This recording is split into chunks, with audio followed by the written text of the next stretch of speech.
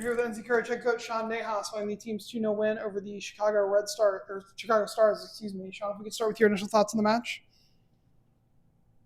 Yeah, it was an interesting one. We created a few chances in the first half. We didn't take them. I thought we played fairly well. I thought we found some good spots, stuff that we talked about. Second half, I thought we looked really tired, looked fatigued, didn't have the extra burst. Manaka with two great finishes, and sometimes you have to make the most of your chances that you get. But I was a little bit worried about the way our legs looked in the second half. Obviously, we're running thin on numbers here, so a lot of players are logging some minutes. So it's really what we do in the midweek to prepare them, to give them the best chance for success.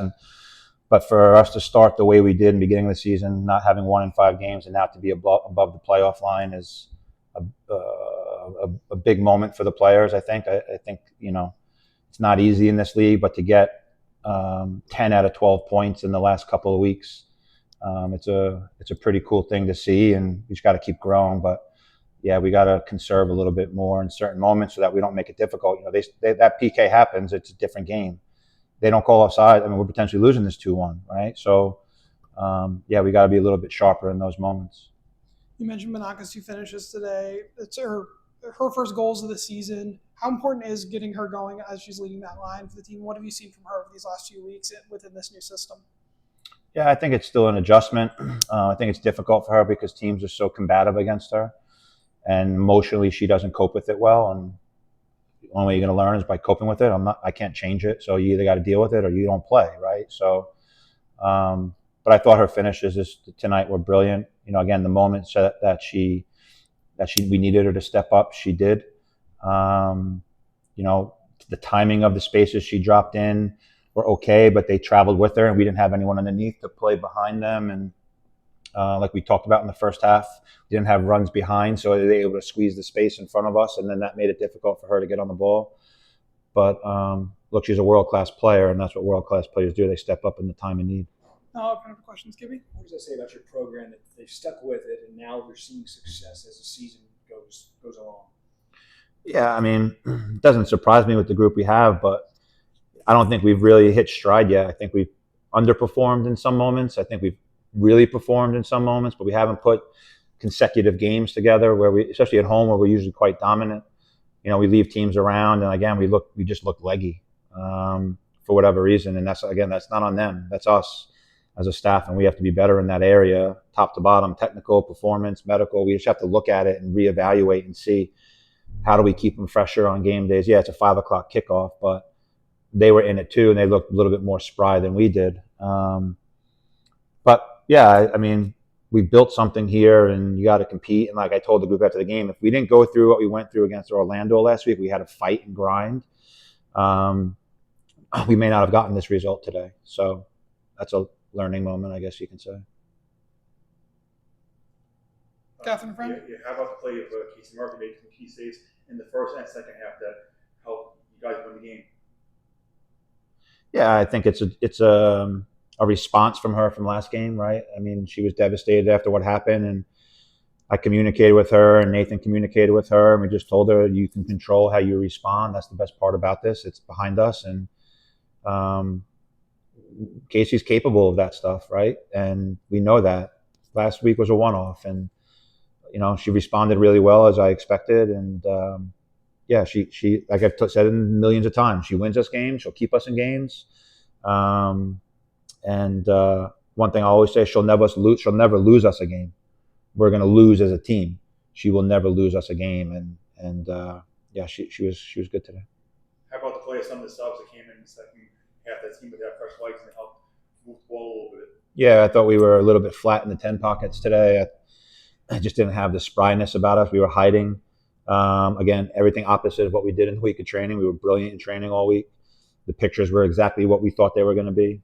But I thought Shinomi came in and did a good job. The assist that she had on Manaka's second goal.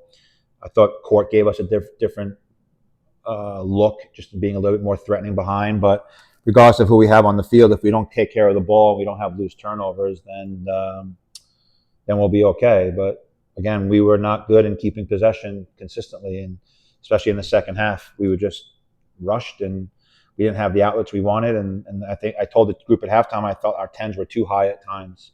Both of them didn't need to be in those areas. They needed to balance out a little bit more. And if Manaka was going to drop in and they had to extend behind, then that wasn't happening. We were just always 4 or 5 across the line, and we weren't unbalancing them. So the changes that we made, when we make those changes, they make us look like geniuses. But at the end of the day, they go in and perform, and we gave them the chance, and yeah, they thought they did well. So we saw Tyler Lucy start today, and she hasn't been in the team a lot lately this year. How important is to maintain that mentality of like next man up or next woman up to stay fit and fresh and be able to contribute to what's going on the pitch? Yeah, but I mean, Tyler's played. She hasn't started, right? She's gotten 20, 30 minutes a game. I think the thing is, like I told the group when we made the formation change that the 7 and 11s were going to be the ones that had to be sacrificed. And, to be honest with you, Tyler wasn't supposed to start today. Feely took a little bit of a knock in training, so we were going to be smart with it. And I reached out. She trained a little bit yesterday, so she had an idea. And then I reached out to her today and said, "Be ready to go." I know she's always ready to go. That's tied to a T. But it's great when you can have people like that when their name is called upon, they're ready. You don't have to question it. I thought she did well tonight for a short notice, really. And she's always fit. She competes. She loves to wear the crest. And I've seen a lot of growth in Ty this last year. I've seen her with a smile on her face more. I see her enjoying herself. Not that she didn't before, but I think she's enjoying this part of her career a lot more. She's great with the younger players. And, I think it's been a massive thing. And I'm happy for her. I told her in training I'm really pleased with how she's acting throughout the week. Not that it was ever bad. Don't get me wrong. It's just she's taken a leadership role that I really appreciate. And, I've just seen a different side of her, and to be honest with you, it's enjoyable because she cares so much, and I wanted her to enjoy her football, and you can see she's doing that. Imagine it's easier for a coaching staff to pick at some things you're not happy with coming off a win for training coming up this week. Oh, I'm going to find stuff.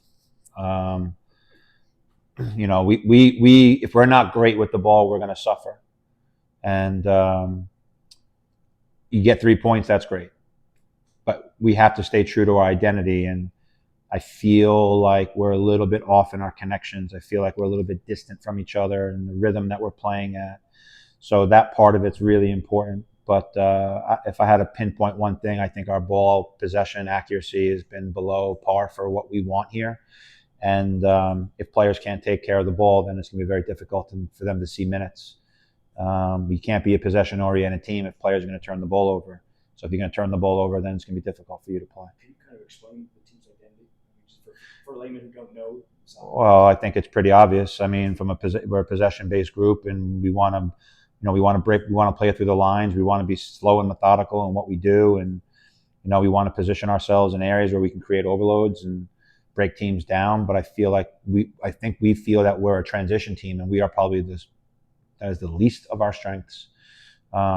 So we get rushed, and I think we're a very small team, and teams manhandle us sometimes. And until that changes, that's going to be difficult too. So, we want the ball. We want teams to suffer. I always tell the team if we don't have the ball, we're not good. So we have to get back to really valuing possession and dominating the game in our style.